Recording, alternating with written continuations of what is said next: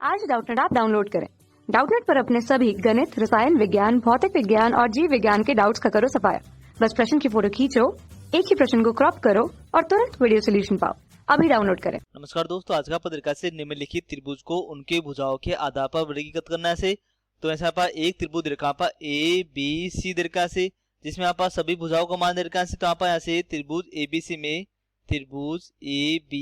में भुजा A B का मान रेखा से ए बी बराबर रेखा से ये रेखा पर 3 सेंटीमीटर रेखा से, ये रेखा पर 3 सेंटीमीटर रेखा से, और भुजा बी सी बराबर रेखा पर 2.6 सेंटीमीटर, और यहाँ से आप भुजा सी ए बराबर रेखा पर 4 सेंटीमीटर रेखा से। तो तीनों भुजाओं का मान रेखा से हमें करना है भुजाओं के आधार पर वर्गीकृत करना है। तो भुजाओं के आधार पर यहाँ पर त्रिभुज होता है 3 प्रकार के होता है, और ऐसा आप कोण के आधार पर यहाँ से त्रिभुज होता है 3 प्रकार से वर्गीकृत करते हैं। तो हमें भुजाओं के आधार पर वर्गीकृत करना है। तो ऐसा आप त्रिभुजों को भुजाओं के आधार पर वर्गीकृत करेंगे तो आप ऐसा पहला त्रिभुज जानते हैं ये होता है समबाहु त्रिभुज होता है। तो ऐसा आप समबाहु त्रिभुज जानते हैं। तो समबाहु त्रिभुज क्या होता है? जिस त्रिभुज में आप तीनों भुजाएं बराबर हो वो आप त्रिभुज क्या होगा? आप समबाहु त्रिभुज होगा से सभी भुजाएं यानी आप तीनों भुजाएं बराबर हो तो वो त्रिभुज क्या होगा? आप समबाहु त्रिभुज होगा से। और दूसरा त्रिभुज हम जानते हैं ये होता है विषमबाहु त्रिभुज। तो विषमबाहु त्रिभुज क्या होगा? जिसमें आप जिस त्रिभुज में कोई भी भुजा बराबर ना हो से वो त्रिभुज क्या होगा? विषमबाहु त्रिभुज होगा से। तो आप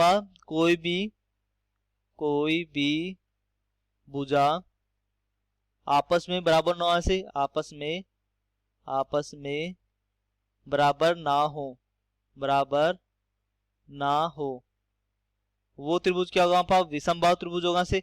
और तीसरा त्रिभुज होगा यहाँ से योगा भुजाओं के आधार पर योगा समद्विबाहु त्रिभुज होगा से समद्विबाहु त्रिभुज। तो समद्विबाहु त्रिभुज में क्या होता है? दो भुजाएं बराबर होते हैं से।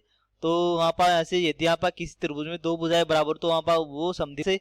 तो समद्विबाहु त्रिभुज में ऐसे कोई दो भुजा